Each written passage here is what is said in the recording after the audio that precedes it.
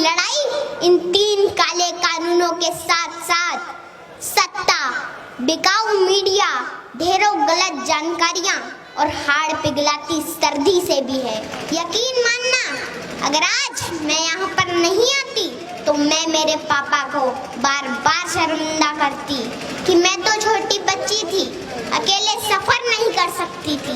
लेकिन आप तो खुद एक किसान हो, आप क्यों नहीं गए कि मत छेड़ किसान को, कि मत छेड़ किसान को, लड़ना मुश्किल होगा वरना ऐसा लिखेंगे इतिहास कि पढ़ना मुश्किल होगा। यहाँ पर उपस्थित सभी किसान योद्धाओं, माताओं, बहनों को मैं दिल की गहराइयों से सलाम करती हूँ। आज इस किसान महाभारत को 1 महीने से अधिक वक्त बीत चुका है।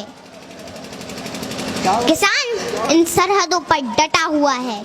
ये सरहदें गुरुओं की सरहदें हैं। ये सरहदें दादा छोटू राम की सरहदें हैं। ये सरहदें चौधरी चरण सिंह की सरहदें हैं। ये सरहदें ताऊ देवी लाल की सरहदें हैं। ये सरहदें बाबा टिकैत की सरहदें हैं। ये सरहदें संसद को घेरे किसानों के वजूद की सरहदें हैं। इन सरहदों में इतनी ताकत है कि आपकी इस छोटी बेटी को मध्य प्रदेश से आना पड़ा। देश के पूर्व प्रधानमंत्री अटल बिहारी वाजपेयी जी ने कहा था कि बाधाएं आती हैं आए, घिरे प्रलय की घोर घटाएं, पांव के नीचे अंगारे, सिर पर बरसे यदि ज्वालाएं, निज हाथों में हंसते हंसते आग जलाकर जलना होगा। कदम मिलाकर चलना होगा, कदम मिलाकर चलना होगा।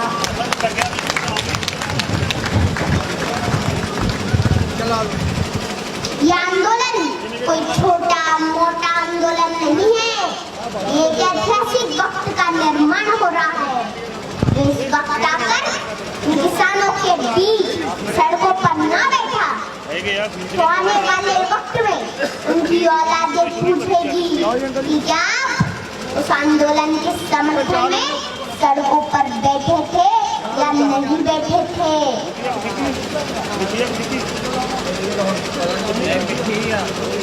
हमारे इस किसान आंदोलन ने पूरी दुनिया में एक मिसाल कायम की है।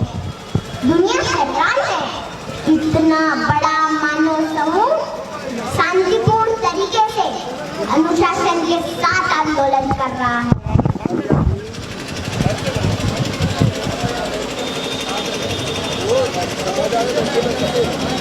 यहाँ तो चप्पे चप्पे पर लंगर चल रहे हैं, सड़कों पर लाइब्रेरी खुली है, बच्चे पढ़ रहे हैं, गीत संगीत बज रहे हैं, बुजुर्ग कुश्ती लड़ रहे हैं और इन सड़कों पर बुजुर्गों के बड़े बड़े कच्छे भी सूख रहे हैं।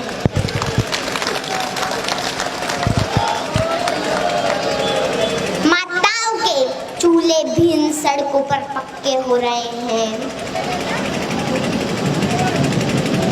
होश में आ जाए हुकूमत, होश में आ जाए हुकूमत, तेरे घर कच्चे हो रहे हैं, तेरे घर कच्चे हो रहे हैं।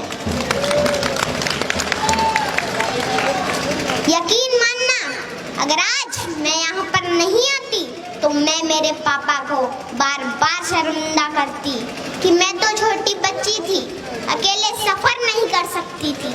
लेकिन आप तो खुद एक किसान हो, आप क्यों नहीं गए। लेकिन मेरे पापा हमेशा जमीन से जुड़े मुद्दों के लिए आगे रहते हैं। पापा कहाँ हो आप? अच्छा हुआ कि आज आप मुझे यहाँ लेके आ गए और मेरे भविष्य के सवालों से बच गए, क्योंकि जब इस आंदोलन का इतिहास लिखा जाएगा तो कहा जाएगा कि लहू में भीगे तमाम मौसम गवाही देंगे कि तुम खड़े थे, तुम खड़े थे। वफा के रास्ते का हर मुसाफिर गवाही देगा कि तुम खड़े थे, तुम खड़े थे।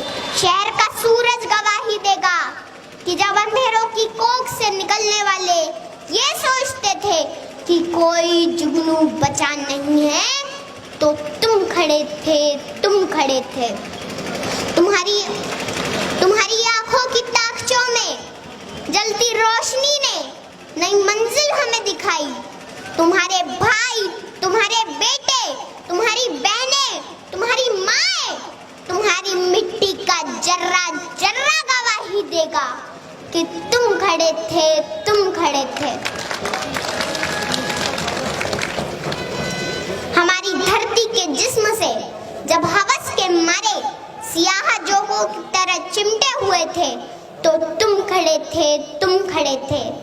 तुम्हारी हिम्मत, तुम्हारी अज़मत, तुम्हारी हिम्मत, तुम्हारी अज़मत और इस्तिकामत तो वो हिमालय है जिसकी चोटी तक पहुंचना न पहले बस में रहा किसी के, न आने वाले दिनों में होगा। सो आने वाली तमाम नस्लें गवाही देगी कि तुम खड़े थे, तुम खड़े थे, तुम खड़े थे।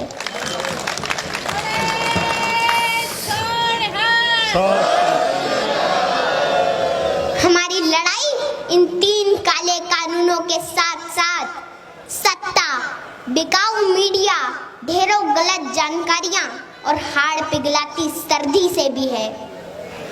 घर परिवार, खेत खलियान, पशुओं से दूर रहकर भी किसान इस मुश्किल घड़ी में यहाँ पर डटा हुआ है।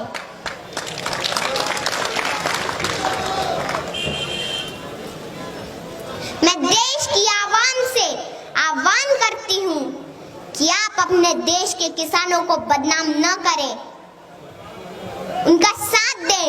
ये आप दोनों के हक की लड़ाई है, मिलकर साझी लड़ाई लड़ें। मैं आखिरी बात सत्ता से कहना चाहूंगी कि मत छेड़ किसान को, कि मत छेड़ किसान को, लड़ना मुश्किल होगा, वरना ऐसा लिखेंगे इतिहास कि पढ़ना मुश्किल होगा, कि पढ़ना